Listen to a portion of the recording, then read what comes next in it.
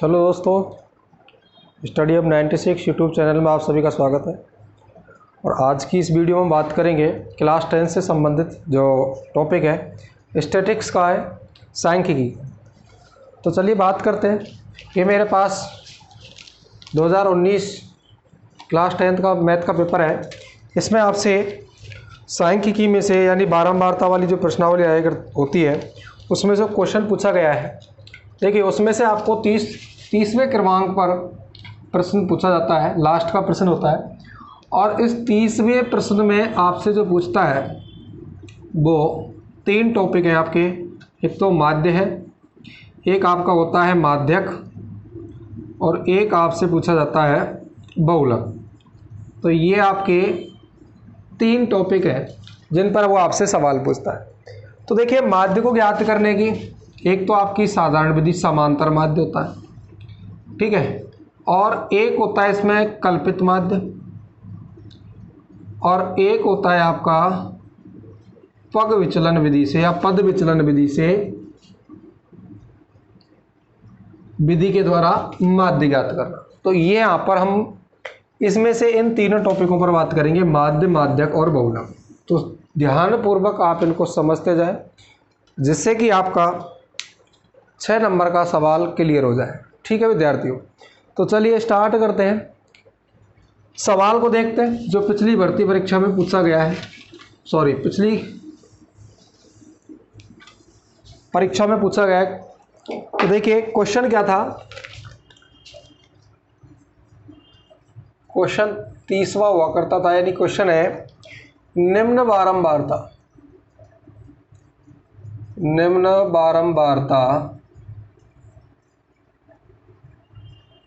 बंटन के माध्यक व बहुलक ज्ञात कीजिए। ठीक है, ये क्वेश्चन है। क्वेश्चन आपको स्पष्ट दिख रहा है, क्या पूछ रहा है वो आपसे? इसमें माध्यक व बहुलक पूछ रहा है।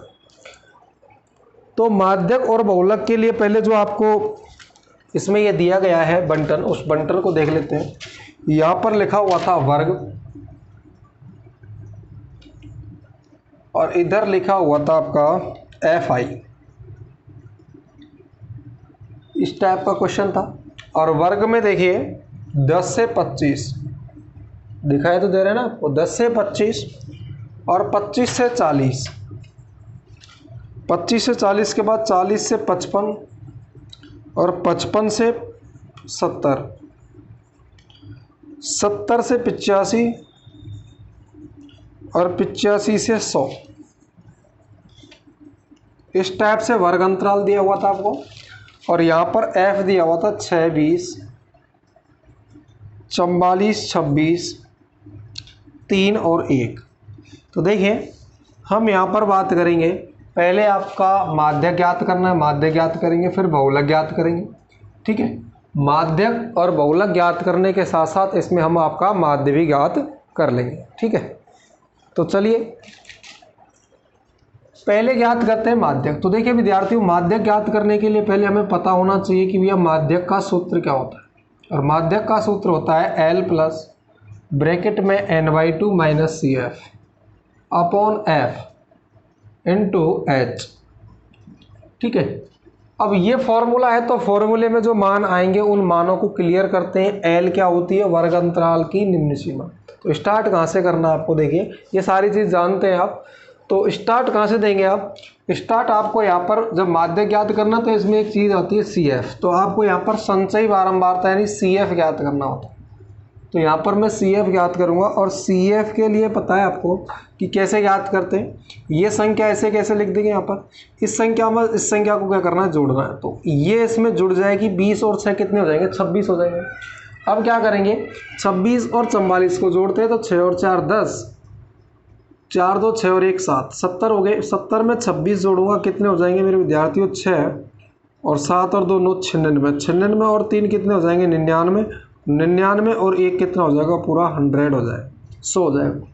ठीक है, अब ये जो वैल्यू आई है 100, ये इन सब का योग होगा। यहाँ पर आप इनको जोड़ सकते हैं, तो इनको जोड़ते तो देखो 6 4 10, 10 6 16, 16 और 4 20 की 0 हासिल, 2 2 2 4, 4 और 4 8, 8 2 10, मतलब बारंबारताओं का योग और इस CF का अंतिम पद क्या होता है, समान होता है। अब आपको n/2 निकालना है, तो n/2 कैसे ज्ञात करेंगे, देखिए n/2 ज्ञात करने के लिए आपको चाहिए यहाँ से ये जो 100 है, इस 100 को ले लो और इसमें 2 का डिवाइड कर दो, कितना आ जाएगा 50।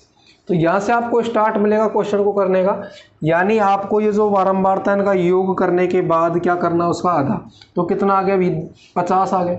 इस 50 से ठीक बड़ी संचयी बारंबारता देखनी है, तो ठीक बड़ी संचयी बारंबारता आपकी ये 70 हो गई। तो इस वाले वर्ग अंतराल को क्या कर लो, अंडरलाइन कर लो।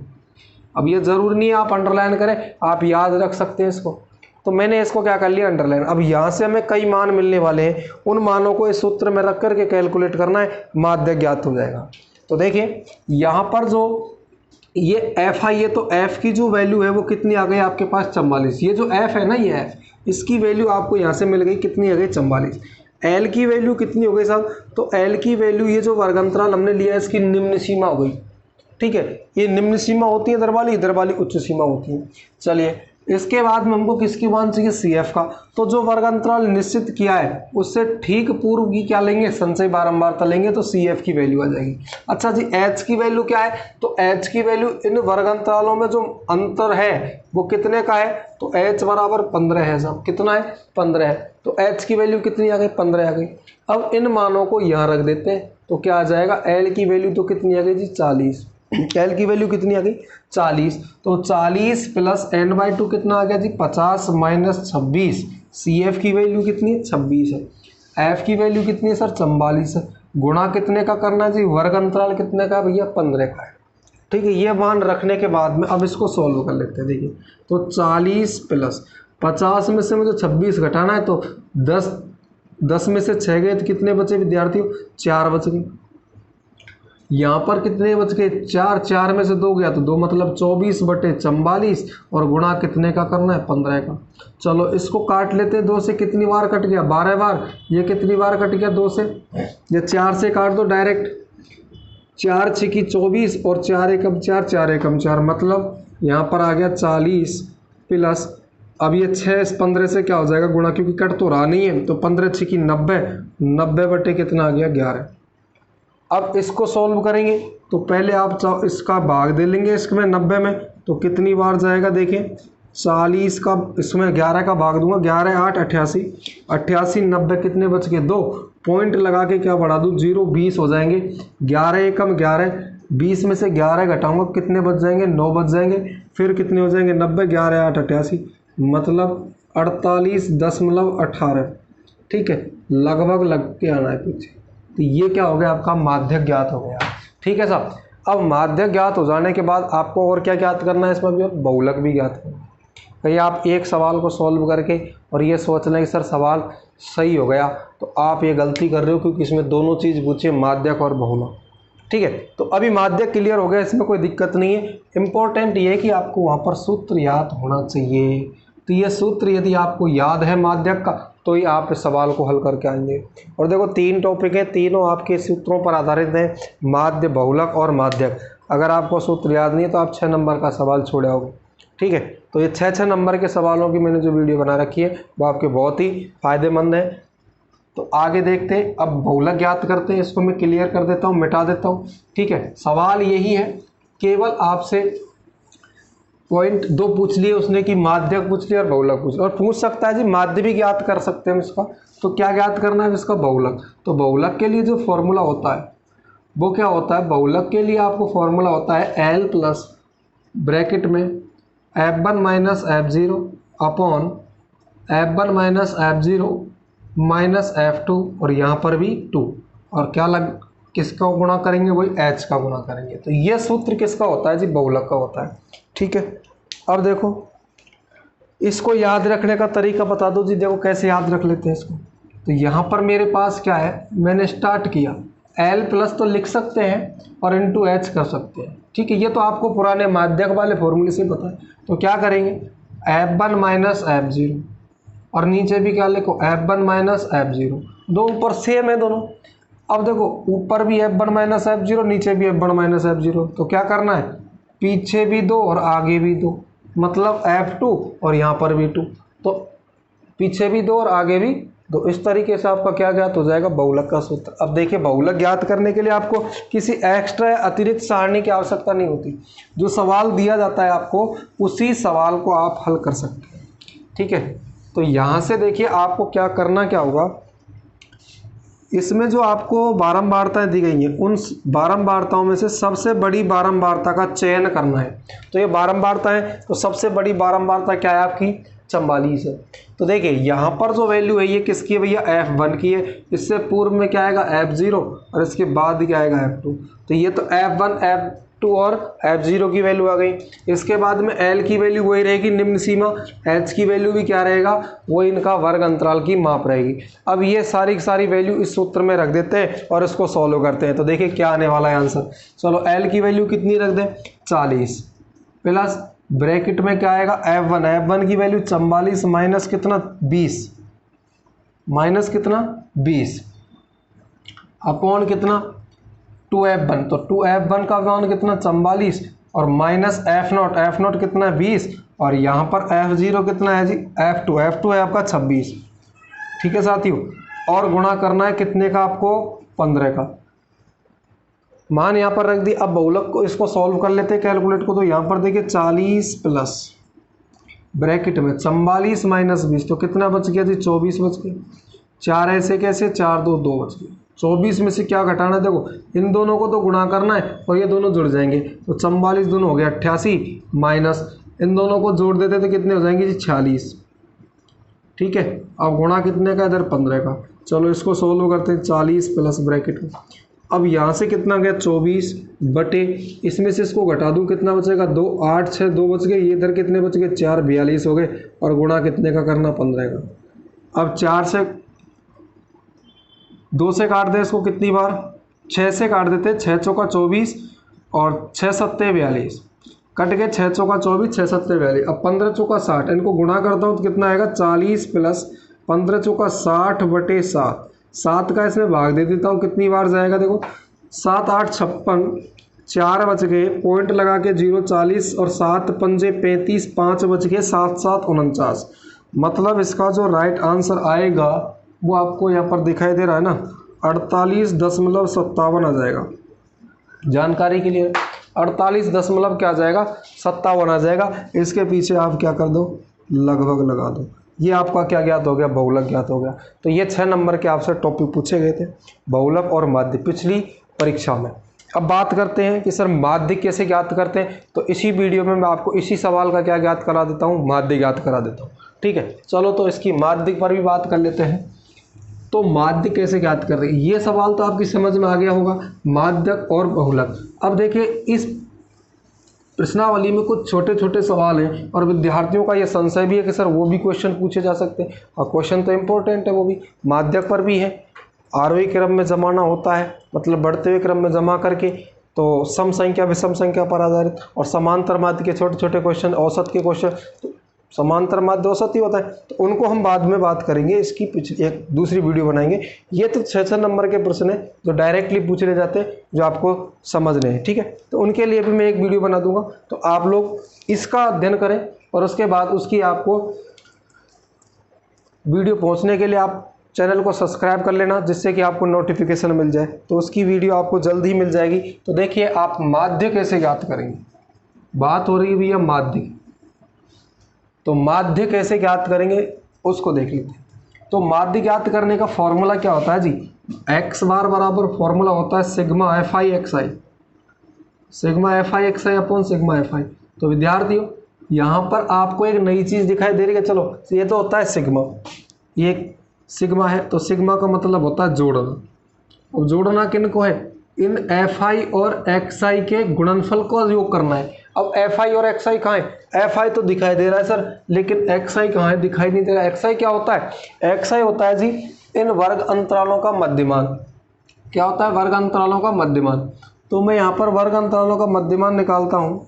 तो देखिए यहाँ पर आपको जो वर्ग अंतराल है वो आपको जो दिया हुआ है, इनको जोड़ना होता है और 2 का भाग देंगे, मतलब ऊपरी सीमा और निचली सीमा को जोड़ करके 2 का भाग दे देते हैं, xi निकल जाता है। तो यहाँ पर क्या लिखा हुआ 10 + 25, 10 + 25 और बट भाग कितने का देना है 2 का। अब कितना आ जाएगा देखो, दोनों को जोड़ूंगा तो कितने हो जाएंगे जी 35, और 35 में 2 का भाग दूंगा तो आपको पता है 17.5 आ जाएंगे, 17.5 आ जाएगा। अब ये दशमलव में चली गई संख्या यानी कैलकुलेशन बढ़ गई। मान लो इसी सवाल को मैं अगर 10 से 20 कर देता हूँ, कितना कर देता हूँ अंतर को 10 से 20 कर देता हूँ, तो चेंज कर सकता हूँ मैं आपको यहाँ पर, कैलकुलेशन थोड़ी हार्ड हो जाएगी। आप कहोगे नहीं सर पॉइंटों का ही कराओ हमको, तो चलो पॉइंटों का ही कर लेते, थोड़ी मशक्कत हो जाएगी। आगे देखिए यहाँ पर 25 से क्या हो जाएगा 40, तो 25 से 40 को भी जोड़ूंगा तो कितना हो जाएगा विद्यार्थियों 5, और यहाँ पर 4 2 6, तो 65, 5 4 2 6। अब इसका आधा करूंगा तो कितनी बार जाएगा भाग, देखो 2 तिया 6, 2 तिया 6 और 2 दूनी 4 पॉइंट और 2 पंजे 10 यानी 32.5। अब आप एक चीज़ इसमें देख लें कि यहाँ पर कितना आया था 17.5 आया था, कितना आया था 17.5, और यहाँ पर कितना आ गया थी 32.5। कितने का अंतर, मेरे हिसाब से इन दोनों में अंतर 15 का ही होना चाहिए, क्योंकि अंतराल भी तो सेम है ना, 10 से 15 15। इसमें कितने का अंतर आ गया 25 से 40, 25 से 40 में अंतर आ गया आपका 15 का।